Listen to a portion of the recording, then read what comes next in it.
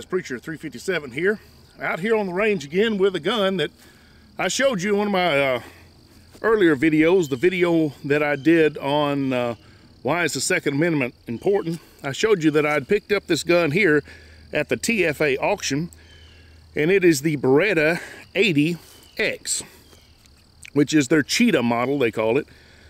And essentially it's just like the 92X that came out in a lot of ways. It's just a baby version of it, so to speak, with one major difference there. I don't have the 92X anymore. I did a review on that gun, I don't know, it's probably been a year ago at least that I did that review, but I got rid of it because I wanted to get some more guns for the channel. You know how it is. I love that gun and I hated getting rid of it.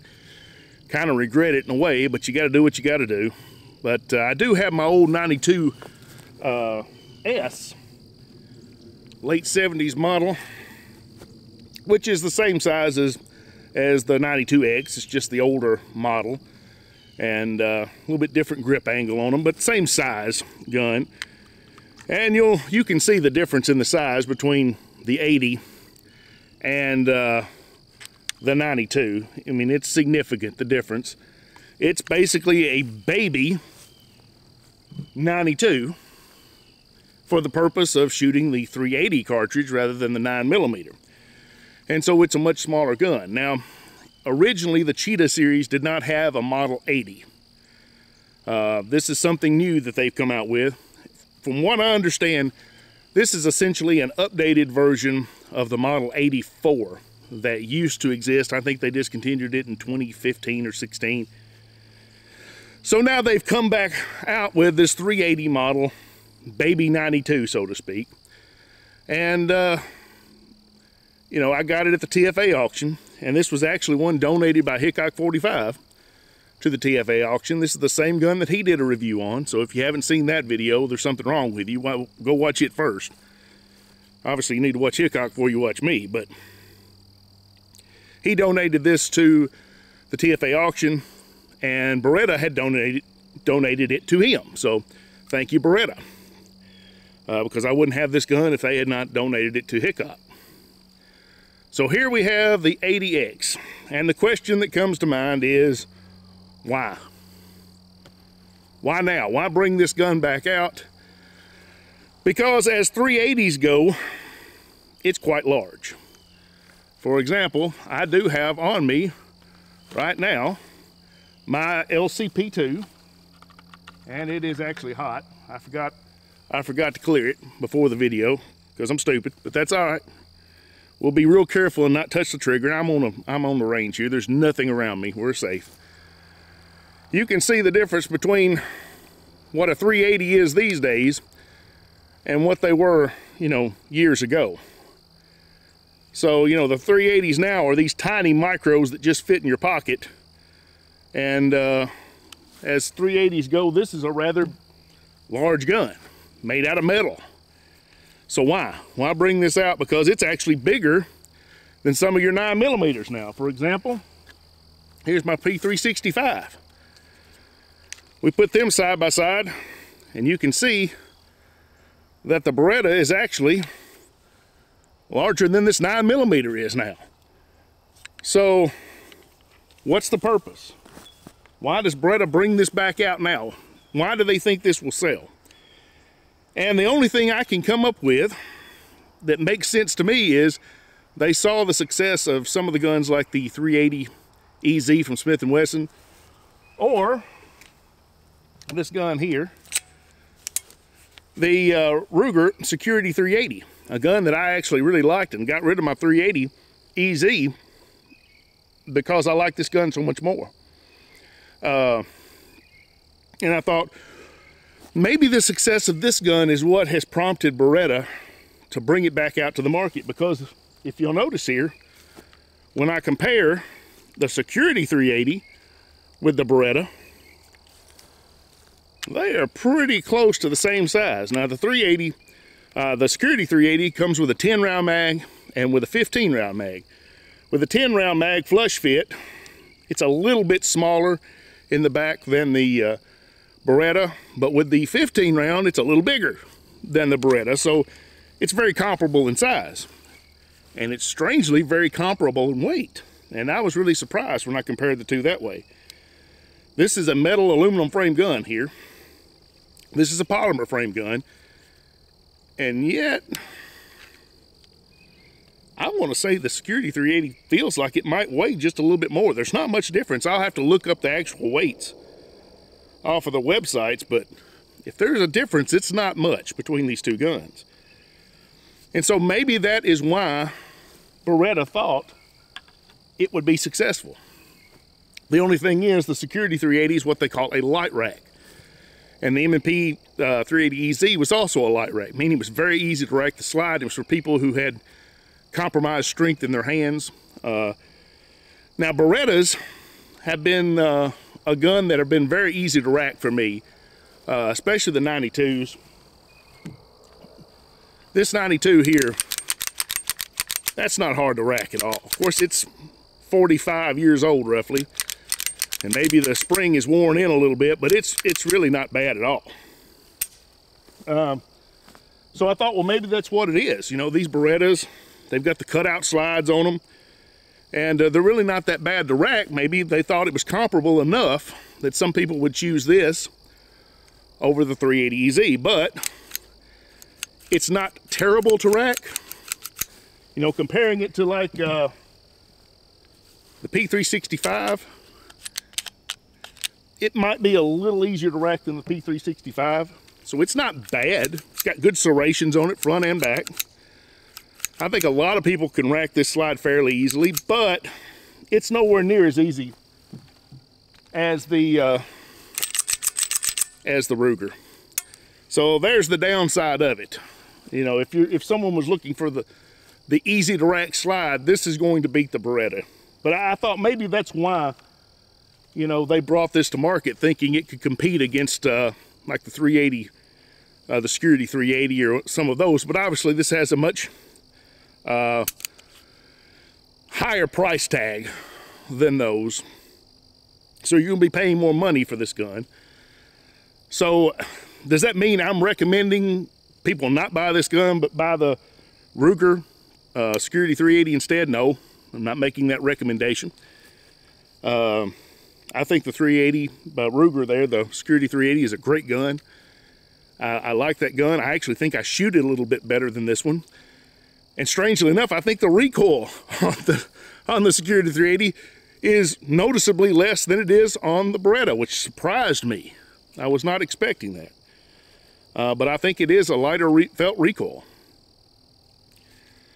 But does that mean I'm recommending the Security 380? No.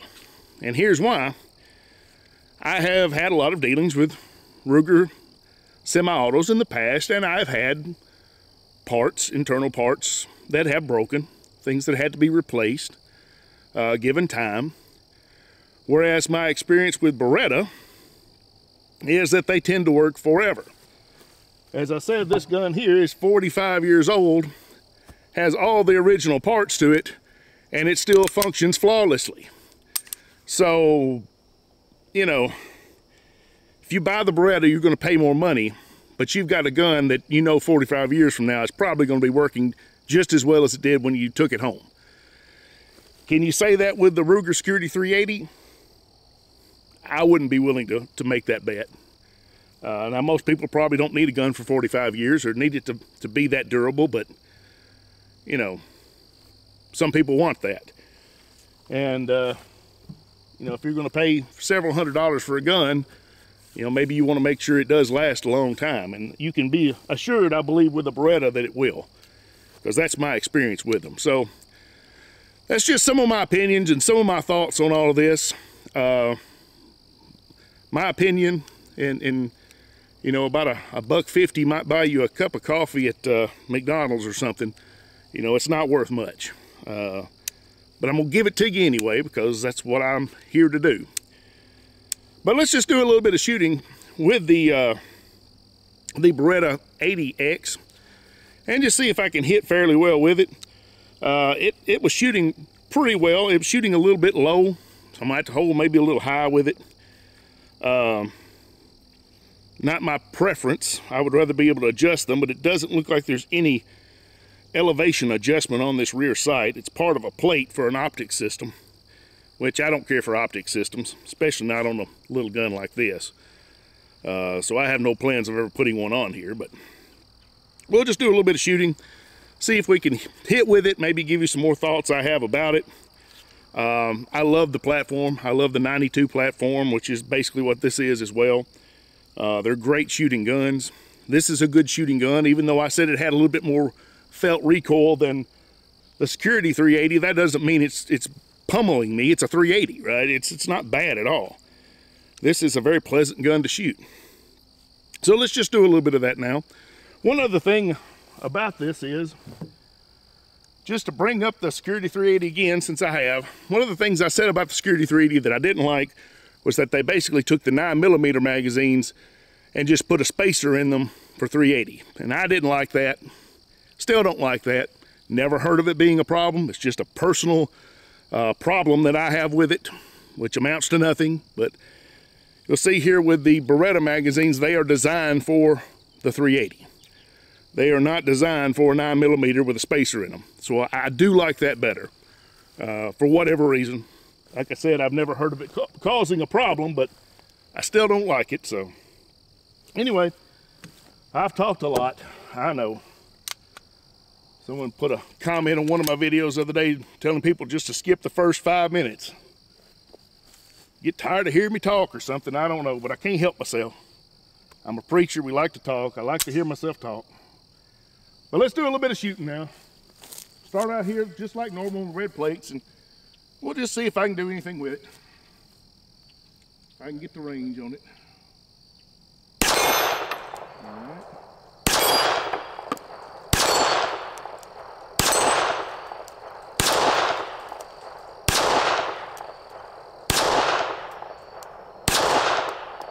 Well, that little plate always gives me trouble, don't it?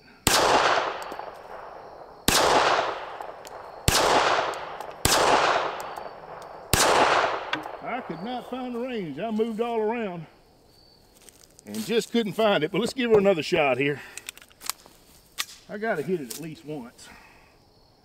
Gotta hit it at least once. Also, that brings me to one of the main differences between this and the 92X, or all the other 92 series for the most part, is that, just go ahead and make her safe here. It's got a frame mounted safety instead of the slide mounted safety, which is what the Berettas ever since the late 70s have had. The original had the frame mounted safety on it, but they changed that fairly quick. And all of them have been this slide mounted safety ever since, and decocker. This one has the frame mounted safety, which a lot of people have wanted. And I think I like it better, but as Hickok 45 showed you in his video, he thought you could carry it cocked and locked. He thought it was unsafe there, but it's not. You see, it actually fired and then went into safe. What it is it decocks when you put it on safe, which means you have to apply more pressure to it. And it's a lot of pressure for it to decock. And then it's just unsafe, which is pretty much useless in my opinion. And I feel the same way about the original 92s as well. Why even have a safety on a double action, single action pistol? It just doesn't make sense. Decock and then just the safety needs to go off. It needs to be a type G, in other words, where a spring pushes the safety back down. I don't see any purpose in having this type F, I think it is, safety. It does nothing. It's of no purpose whatsoever. So even though it's frame mounted versus slide mounted, and that's better in some ways, it's actually harder to use, I believe, because the decocker is harder to engage, and it still puts it on safe for no good reason whatsoever. So I guess I don't know if it's better or not. It's different. Now, I think the 92X Precision models actually have the frame mounted safeties as well. So there is a model of 92 that does have this, but the standard 92X did not. But as you can see, the standard Beretta 80X does have the frame mounted safeties. All right, let me load this round back in this magazine, which is tough. They're pretty stiff. Yeah, we'll do a little bit more shooting. I just had to talk a little bit more. Let's try it again. Let me see if I can get this this baby plate here.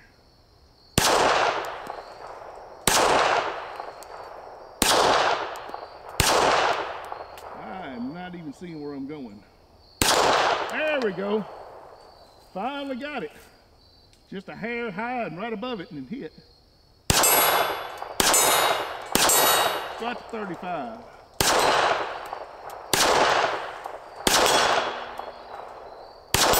Having trouble seeing that white plate against that white. Not a bad shooter, guys.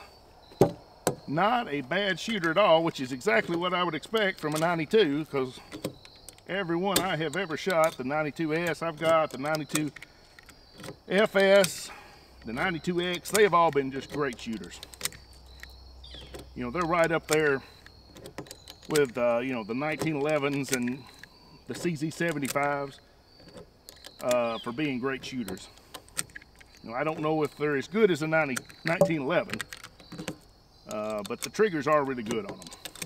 Once you get into that single action mode, obviously, if you have them decocked, you're going to shoot the first round in double action, which is a long trigger pull like a revolver. But after that, you've got a really nice trigger on these. I think that was 13. All right. We would say we go over here at ranges way too long for a 380, because that sounds like a good idea to me, because I just can't help myself. Some people say, you know, why are you shooting at those long ranges? You're not going to shoot that gun at that long of a range. Because I can. That's the only reason I know. I like doing it. I like challenging myself, and I shoot every gun at that range. And if I can hit with the gun at that range, that says something about the gun. If I can't hit it, doesn't necessarily mean that there's anything wrong with the gun. But if I've got two 380s, and I can take one of them and light a plate up over there, and the other one I can't, that might tell you something about how easy it is to shoot one of them. So I try to keep all the comparisons fair. I do this with every gun, so I'm going to keep doing it. Let's go out here to 100 and see if I can figure out where to hold. Oh, I heard it. Oh, it's a little short. I heard that one. Heard that one.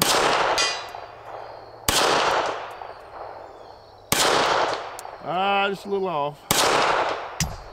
We'll try one more over here. Well, two more over here then. Still a little short. I held up a little more. That's not too bad. 380 at this range with the velocities they have, that can be a challenge at 100 yards. I don't know how many rounds I got left. None. One in the chamber. Let's just go ahead and put this one to the 102 then. Oh, there we go. I hit her on the last round in that mag. So now we got a fresh mag to start out trying to hit this one at 80. Let's see if I can do any good with this one. I think I bounced one in there. Oh, I pulled that one. I know it did. Woo! I can't see where that one went.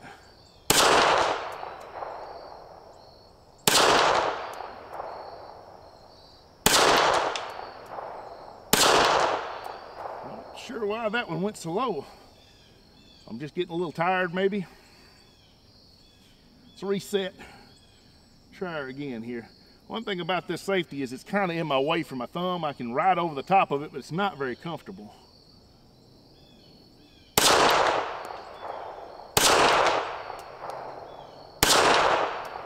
Well, I never did get the range on that. I saw some come up short and then I go a little higher and then I wouldn't see anything come down, they go short. so I'm probably just going all the way around it and just never could figure out exactly where I needed to be. I'm sure when I look at the video, I'll see that I'm just making a mess and just going everywhere, but I was trying to figure it out. Let's load up a little bit more here. Load up a little bit more. Load up 2 more magazines and I'll shoot 2 more. And then we'll call it done. It's probably a really long video already, so I may have talked a lot, but I can't help it. I just feel like I know all you people so well. I just don't get to see you enough, and I just got to talk when I see you. I've just got so much information I want to share with you. So you just have to forgive me for being so long-winded. I do like this gun, though. I do like this gun a lot. I've got a feeling this is one that's probably not going to leave my collection. There's not many that I keep anymore other than revolvers.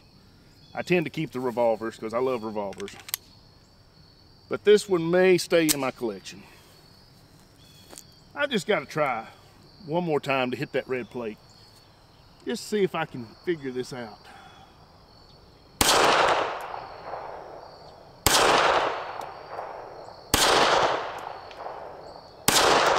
Well,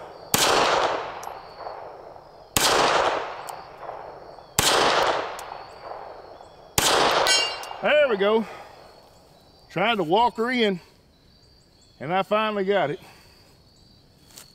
Not the precision shooting I would hope for out there, but 80 yards, 12-inch plate, 380.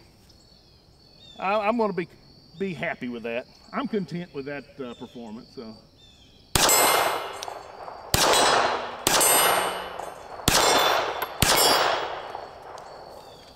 One more magazine. Yeah, this is a fun gun. It really is. I love Berettas. I will say that. I do like them a lot. I really haven't tried, I don't know if I've tried any. Have I tried? Yeah, I've shot a few of their polymer frame guns. I've never owned any, actually. I've never had any on the channel. But I have tried them at the range with other guys that I knew that had them. And so I have shot some of them. And I think I liked them okay, except for that, I think it was the Beretta Nano. I hated that gun. But I haven't been as impressed with them as I am with their old standards, the 92 series, their metal frame, double action, single action. Those are the guns that I really like.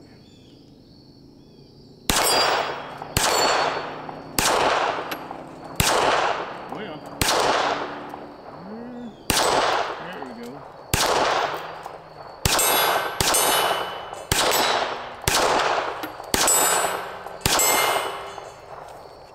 Well, there she is, guys. A nice shooting gun. The Beretta 80X. Is there a practical use for this gun? I don't know. I mean, if you've got somebody who's not comfortable shooting 9mm because of the recoil, and they don't really have any trouble with hand strength, so racking the slide, when this one's not bad anyway, racking the slide is not a big deal. This might be a really good gun for them. A higher quality gun than, say, the Ruger Security 380. There's no doubt about that. I'm not trying to put Ruger down, but just look at the cost. You know, the several $100s more this is going to run you, and there's a reason for that. This is a quality made, nice firearm. You know, and it runs a little bit more money as a result. And so for some people who are wanting a gun that they can trust right out of the box, and they can trust for years and years to come, and they don't like 9mm, you know, maybe this is the gun for them. Personally, I don't have any practical use for this gun, but since when do I buy guns because I have a practical use for them? I just like guns. So You know, there's nothing that says it has to be a practical reason to buy a gun. This is fun to shoot, and that's good enough for me. There it is, the Beretta 80X. Guys, I appreciate you coming out. If you would, check out the description in the video. There's a link there for the GOA, the Gun Owners of America, for a discounted membership. There's also a link there for the TFA, the Tennessee Firearms Association. If you're a citizen of this great state of Tennessee like I am, I would encourage you to join the TFA and the GOA as well, and help get in the fight as we're fighting for our rights, not only here in the state of Tennessee, but the GOA is nationwide. But there are some battles that we're still fighting here in Tennessee, as you know, our governor was wanting to pass some red flag laws, and some of the his fellow Republicans are even of that persuasion to a certain degree. And luckily, in this special session that happened, that got shot down. But, you know, in January, we're starting all over again. So we've got to be making our voices heard. So if you would, join up with both these organizations, especially if you live in the state of Tennessee, join up with the Tennessee Firearms Association and get in the fight. We need everybody involved. And not just with your money, with your time. Contact your legislators. Let them know what you want. Let them know what you expect. They're our hired employees. They're elected employees. You know, we put them in office and pay them to represent us, and they need to know what we want. So you need to make sure that you tell them, because I can guarantee, you know, these anti-gun groups are going to be trying to tell them what they want. So anyway, guys, appreciate you coming out. God bless you. Y'all take care of yourselves, and we'll see you next time.